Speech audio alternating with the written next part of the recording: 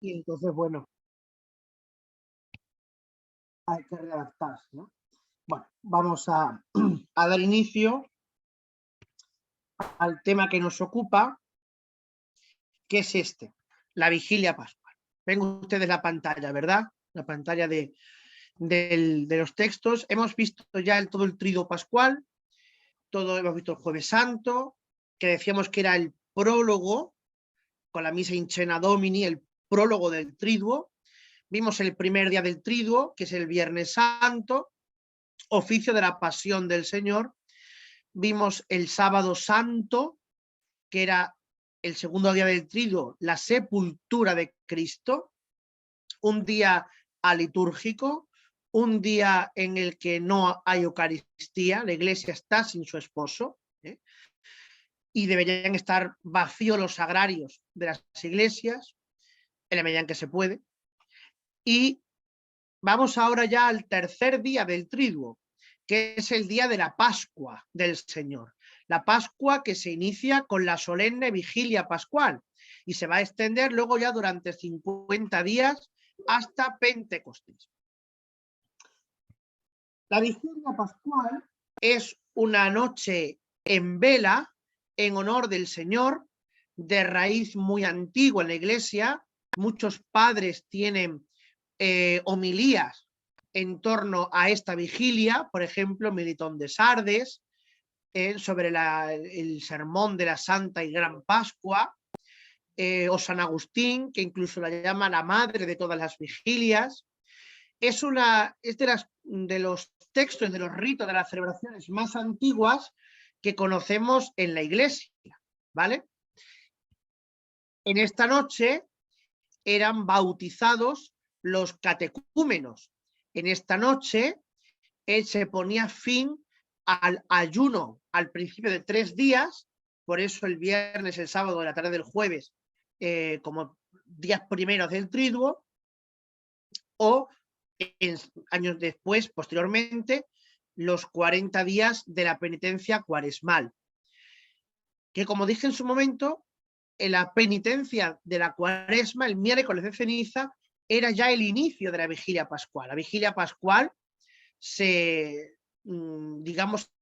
toda la cuaresma concluye en esta solemne vigilia.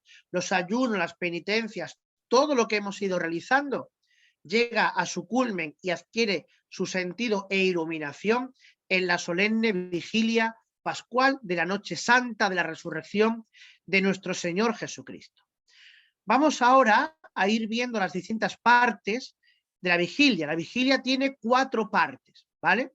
Una Pascua cósmica, es la Pascua, digamos, de los elementos naturales que se van sucediendo en la vigilia.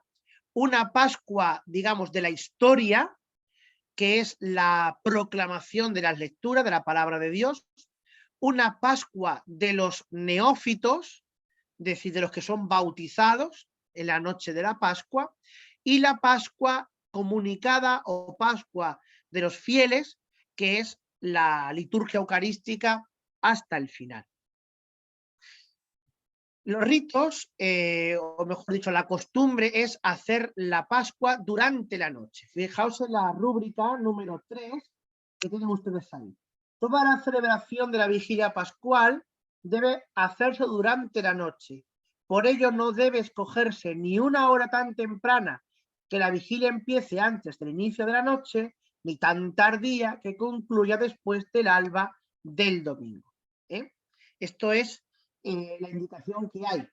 Obviamente, cuando uno tiene varias parroquias y pretende hacer la vigilia pascual en cada una de ellas, pues tiene que adelantar las horas de la noche y hacerlo ya incluso a veces a pleno día, ¿no? Aunque el mismo Pío XII, en Máxima Redencionis Misteria, que es cuando él reforma la vigilia pascual en el año 55, ya advierte de este problema, ¿no? Y el mismo Pío XII dice que, bueno, no se trata de que la vigilia tenga que hacerse en todas y cada una de las parroquias, sino que puede concentrarse en las ciudades o en las parroquias más importantes que sean cabeza de un territorio donde acuda el mayor número de fieles, ¿vale? En el punto 4 leemos: la misa de la vigilia, aunque se celebre antes de la medianoche, es ya la misa de Pascua del domingo de resurrección.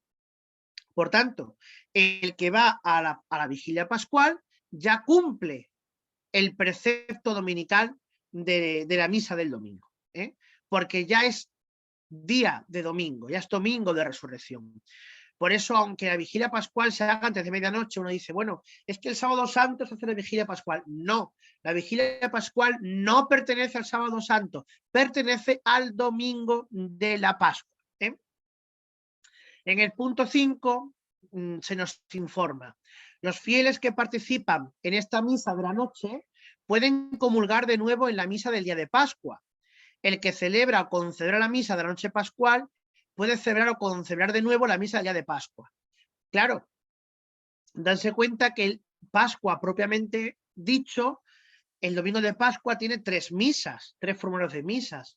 La misa de la vigilia, la misa del domingo de Pascua, del primer domingo de Pascua, que se celebra por la mañana, tiene unas lecturas, la lectura de Juan, cuando van los 2 discípulos, Pedro y Juan, y uno corre más que el otro y tal, ya os sonará.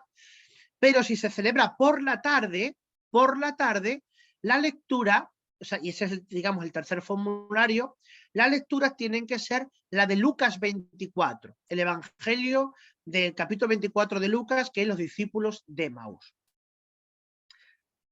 Bien.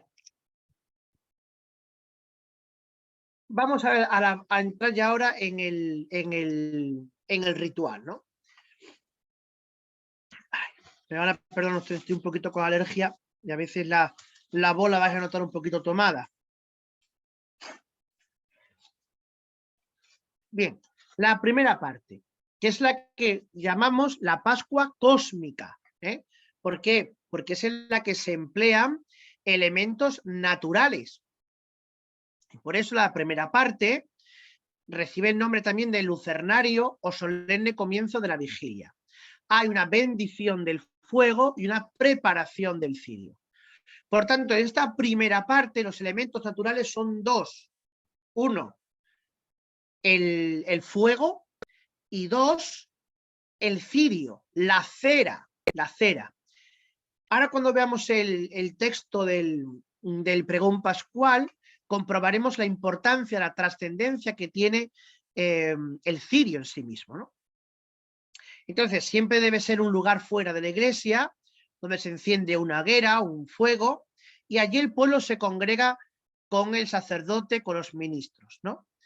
Uno lleva el cirio pascual y no se lleva cruz procesional ni ciriales, porque lo único que debe preceder a esa procesión inicial es el cirio ya encendido.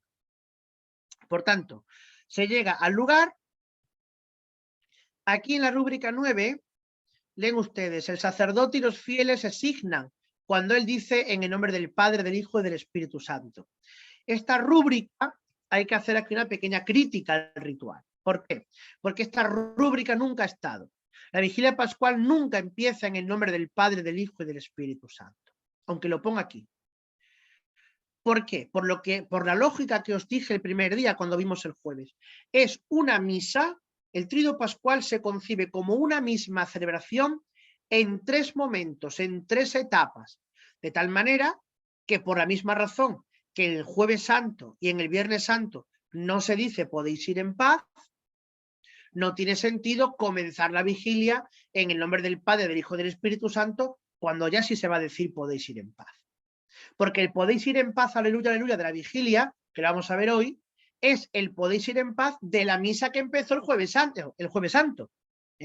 Por eso esta rúbrica hoy tiene que recibir una crítica fuerte, y hay que pedir que la quiten, porque no está en consonancia ni con la tradición de la Iglesia, ni con la lógica del misterio.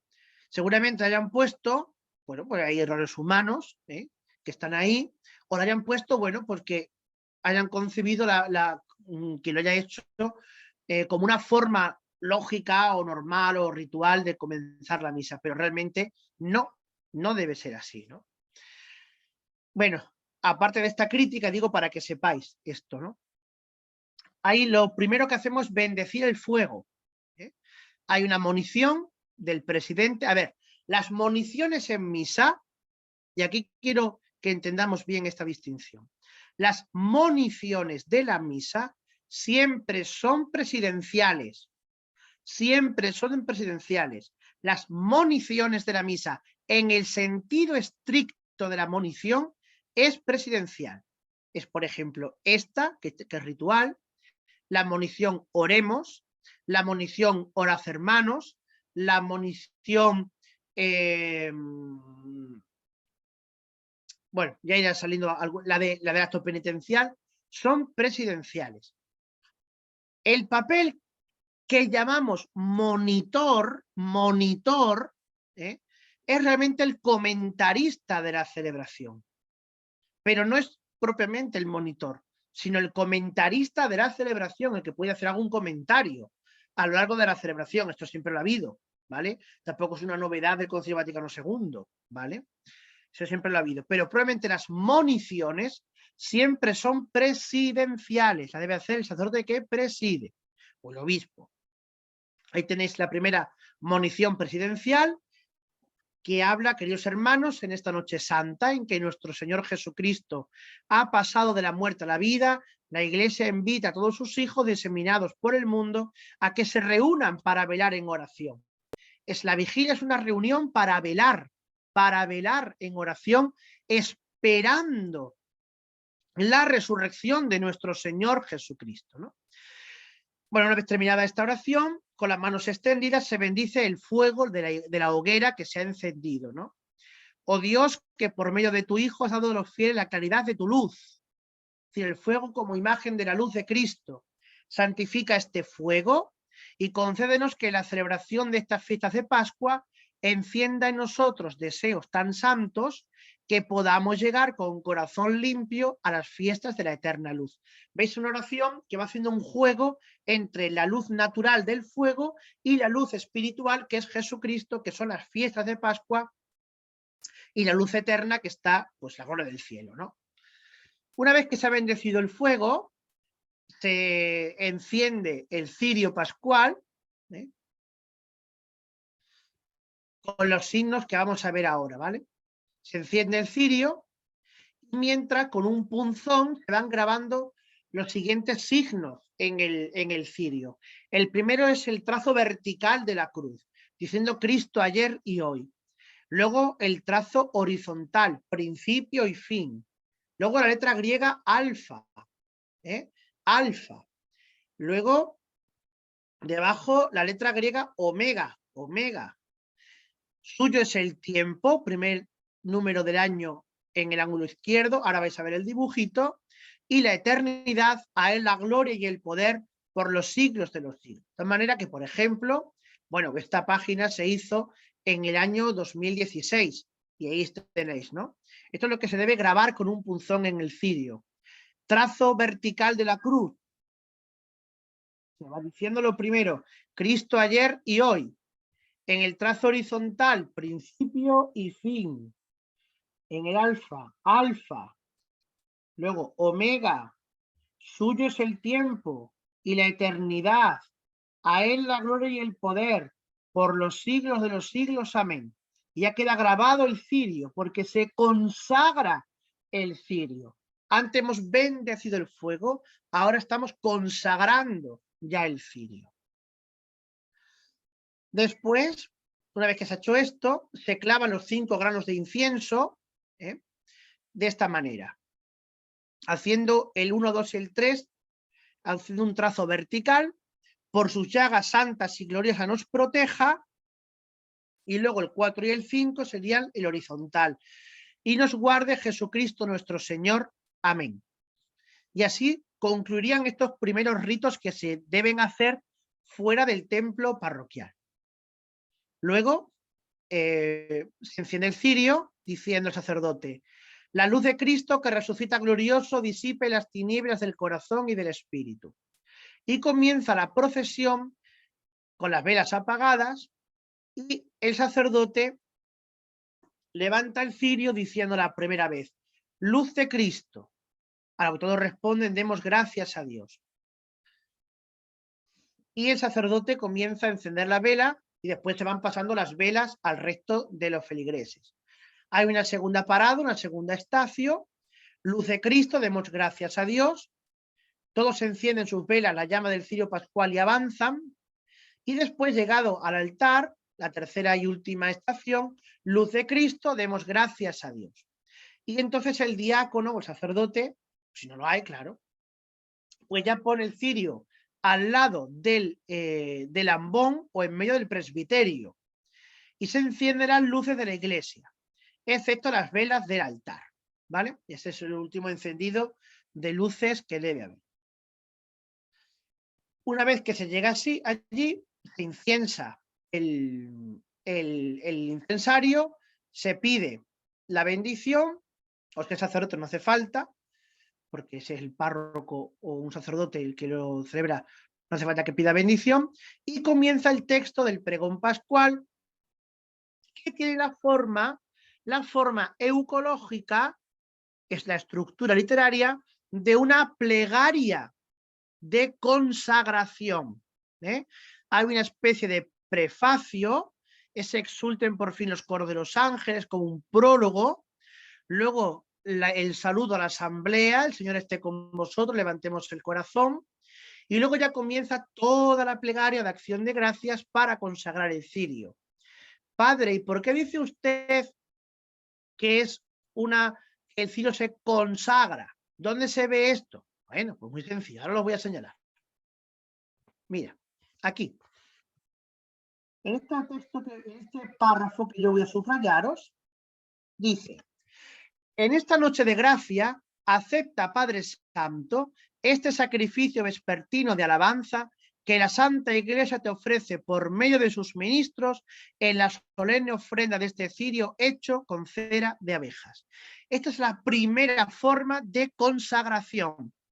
Esa es digamos, la epíclesis, por decirlo de alguna manera, que consagra el cirio, haciendo que deje de ser pura cera y puro fuego para significar la presencia de Cristo, columna de fuego, en medio de su pueblo. En medio de su pueblo. Porque es verdad que en la Eucaristía, la consagración hace que se cambie la sustancia de pan y de vino en sustancia de cuerpo y sangre de Cristo, a eso lo llamamos transubstanciación, pero cuando un elemento natural deja de tener un significado puramente natural para adquirir un significado eminentemente espiritual, le llamamos transignificación. Transignificación. Y en el cirio pascual, como en el crisma, hay una transignificación de esos elementos. Entonces, ahí tenéis, digamos, lo que sería la palabra que consagran el cirio. Pero más abajo tenemos lo siguiente. Te rogamos, Señor, que este cirio, consagrado a tu nombre, arda sin apagarse para destruir la oscuridad de esta noche. Como ofrenda agradable, se asocie a las sombreras del cielo.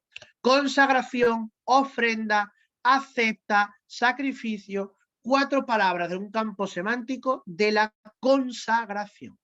Eso es el porqué del pregón pascual. Pregón pascual no es un bello poema que se canta delicadamente la noche de Pascua, no, es una plegaria de consagración del cirio pascual, de tal manera que el significado natural de un cirio, que es una columna de fuego que puede alumbrar un camino, disipar una tiniebla, adquiere un significado espiritual de Jesucristo, luz del mundo, columna de fuego que ilumina el camino de los creyentes. Y por eso luego el cirio pascual se va a usar en los bautismos, porque son sacramentos de iniciación cristiana, y se va a usar en las exequias, con esa misma idea, que esta luz ilumine nuestro camino de esperanza hasta que lleguemos a ti, oh claridad eterna, que vives y reinas inmortal y glorioso por los siglos de los siglos, ¿no? O al menos en el ritual de exequias de aquí de España se utilizan estas palabras para encender el cirio. No sé en América qué es lo que se usa. Bien, entramos en la segunda parte de la vigilia pascual, que llamamos la Pascua histórica, o liturgia de la palabra. ¿Por qué Pascua histórica? Porque a través de los distintos textos que ahora vamos a ir presentando, nosotros hacemos un recorrido por la historia de la salvación hasta llegar al acontecimiento central de Jesucristo, intercalando el himno de gloria con el que propiamente comienza la misa de la vigilia de Pascua. La estructura de la liturgia de la palabra en la vigilia pascual es la misma. Son 7 esquemas, actualmente son 7, antes eran 12. Son 7 esquemas que tienen lectura, salmo responsorial y oración sálmica. Repito la estructura de la liturgia de la palabra de la vigilia. 7 esquemas que se componen de lectura bíblica, normalmente del Antiguo Testamento, salmo responsorial y oración sálmica. Primera lectura, la creación, Génesis 1-2, en la creación del mundo y del hombre, ¿no? Y tenéis esta lectura, el Salmo 103, y la oración sálmica, que es esta. Aunque si se lee solamente la creación del hombre, pues se puede cambiar por la otra oración. La segunda lectura es el sacrificio de Abraham, Génesis 22, acompañado con el Salmo 15 y su oración sálmica, que es esta. Oh Dios, Padre supremo de los creyentes, que multiplica sobre la tierra los hijos de tu promesa con la gracia de la adopción, y por el misterio pascual hiciste de tu siervo Abraham el padre de las naciones. Como lo habías prometido, concede a tu pueblo responder dignamente a la gracia de tu llamada. La tercera lectura es obligatorio, no se puede nunca prescindir, las otras son elegibles, al menos 4, ¿vale? Pero esta siempre es obligatoria, porque es el que da sentido a la Pascua. Éxodo 14:15. Y su cántico, que es el cántico de Miriam. Ojo, porque esta es la única lectura del año en el que al terminar la primera lectura no se dice palabra de Dios, sino que se continúa cantando el Salmo. En este caso el cántico de Éxodo 15. Y se pueden hacer estas 2 oraciones colectas, oraciones sálmicas, a elegir una u otra. Luego viene la cuarta lectura, que es un texto de Isaías y Salmo 29, con su oración colecta. Dios Todopoderoso y Eterno, multiplica fiel a tu palabra, la descendencia que aseguraste a la fe de nuestros padres, y aumenta con adopción los hijos de la promesa, para que tu iglesia vea cómo se ha cumplido ya en gran medida cuanto creyeron y esperaron los patriarcas. Bien, aquí la quinta lectura es otro texto de Isaías 55, con el cántico de Isaías 12, sacaréis aguas con gozo de la fuente de la salvación. Su lectura su oración colecta, perdón. La sexta lectura, la de Baruch, con el Salmo 18, Señor, tú tienes palabras de vida eterna. Y la última lectura, la séptima lectura, es la gran profecía de Ezequiel de os reuniré de entre las naciones, os haré un corazón de carne, os sacaré de vuestros sepulcros, etc. Con el Salmo 41, como busca la cierva corrientes de agua. Y la oración colecta, que puede elegirse una u otra. Después de esta oración, ya se encienden las luces del altar, todos los cirios, y comienza a cantarse el himno de gloria, que debe ser acompañado con el repicar de las campanas donde se tenga esa costumbre, ¿no? Acabado el himno gloria, pues se hace la oración colecta propiamente de la misa de la Pascua, que es esta. Y después ya se hace la lectura de San Pablo a los Romanos, capítulo 12. Acabada la epístola, se empieza a entonar el aleluya intercambiando el Salmo 117. Y después ya se pasa al Evangelio, que normalmente es el Evangelio del año que corresponda. Es el Evangelio de la Anástasis, de la resurrección del Señor, según el ciclo que corresponda a Mateo, Marcos o Lucas. Después se tiene la homilía, que no se debe omitir aunque sea breve. Después entraríamos en la tercera parte, la liturgia bautismal, La liturgia bautismal, que es, digamos, en la que los catecúmenos reciben el bautismo, los sacramentos de iniciación cristiano, al menos bautismo y confirmación, o los fieles renuevan su bautismo. Y se compone, pues como siempre, de una procesión al baptisterio, entonando las letanías de los santos. Una vez llegado al baptisterio, pues ahí tienen ustedes las letanías de los santos, las peticiones que se deben hacer. Una vez llegado allí, se hace la bendición del agua bautismal, que también es una oración consecratoria, donde cambia la finalidad del agua. Hay una transfinalización. El agua deja de ser un elemento meramente natural, de vida, de muerte, de purificación, para convertirse en un elemento espiritual que conlleva la gracia de la adopción filial. Padre, ¿en qué se basa usted para decir que es una consagración de las aguas y no una simple bendición? Pues muy sencillo, aquí. Mira el rostro de tu iglesia, dígnate abrir para ella la fuente del bautismo, que esta agua reciba por el Espíritu Santo. Epíclesis. Si hay epíclesis, hay consagración. Repito, si hay epíclesis, hay consagración. Si hay epíclesis, hay consagración. Si hay epíclesis, hay consagración. Que esta agua, por el Espíritu Santo, reciba la gracia de tu unigénito para que el hombre crea de tu imagen, lavado el sacramento del bautismo, etcétera, etcétera.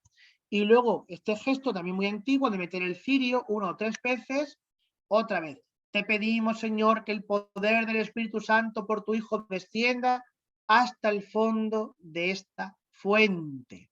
O sea, hay dos momentos en los que hay epíclesis y por tanto las aguas del bautismo se consagran, Una vez que se ha hecho esto, bueno, pues ya se bautizan a los adultos, se les confirma, etcétera, pero bueno, en los fieles, bueno, otra opción hay.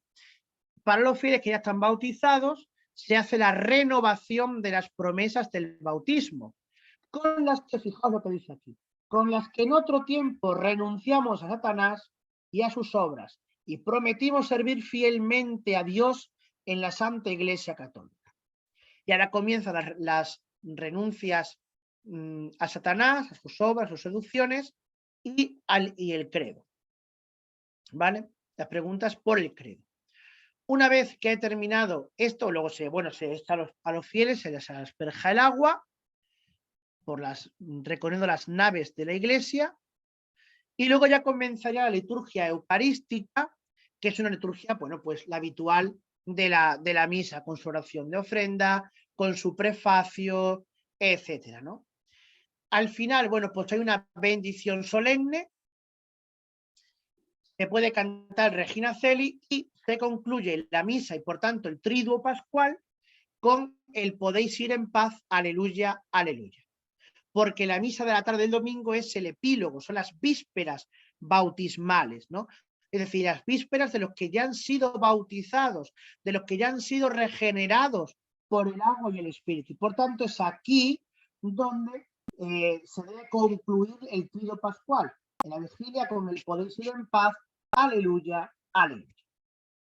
Luego ya le seguirá pues todo el desarrollo de la octava de Pascua, en la que ya estamos inmersos en esta semana. La octava de Pascua tiene la teología de un domingo, es un domingo de 8 días, y por tanto debe hacerse con solemnidad, debe rezarse gloria, el credo no, pero sí el gloria todos los días. Se debe usar el prefacio primero de Pascua con el aserto en este día glorioso, igual que los simbolismos propios en el canon romano o en las otras plegarias eucarísticas para este día, que pone, debe usarse para la vigilia pascual y la octava de Pascua, en el día santísimo de la resurrección de nuestro Señor Jesucristo. Eso es lo que debe usarse en estos días. Son días también para rezar y para leer en misa pues la secuencia de Pascua, el Victime Pascali Laudes, o en la traducción española, ofrezcanos cristianos ofrendas de alabanza. que conviene que le recibe también el pueblo, no solamente una persona, sino puede cantarse, pueden cantarla todos. Eso hay que darle mucho juego a la, a la, a la secuencia de Pascua, ¿no? Y esta octava termina con el segundo domingo de Pascua, que es domingo de la Divina Misericordia, domingo in albis o domingo de Quasimodo, ¿eh? Porque en la antigua misa empezaba esta misa con ese canto Quasimodo Unigeniti, Geniti Infantes, me parece, ¿no? Como niños pequeños, tal. Albis, ¿por qué? Porque era el día en el que durante esa semana los catecúmenos, o sea, perdón, los neófitos que se habían bautizado, vestían de túnicas blancas impuestas ese día. Y el domingo in albis se las quitaban ya. Tenía que estar 8 días con la túnica blanca. Estos días de la octava son días eminentemente mistagógicos, muy propios para las catequesis mistagógicas, tanto los que han sido preparados con la iniciación cristiana de adultos, como en la predicación de los sacerdotes para los fieles en la misa, la lectura del oficio de lectura, las oraciones de la misa son eminentemente mistagógicas. Bueno, pues yo creo que hasta aquí una presentación de la vigilia pascual y esta octava de Pascua. Y ya, bueno, pues si tenéis alguna preguntita, pues tenemos todavía un poquito de tiempo para que le hagáis sin ningún problema. Muchas gracias. Muchas gracias, padre.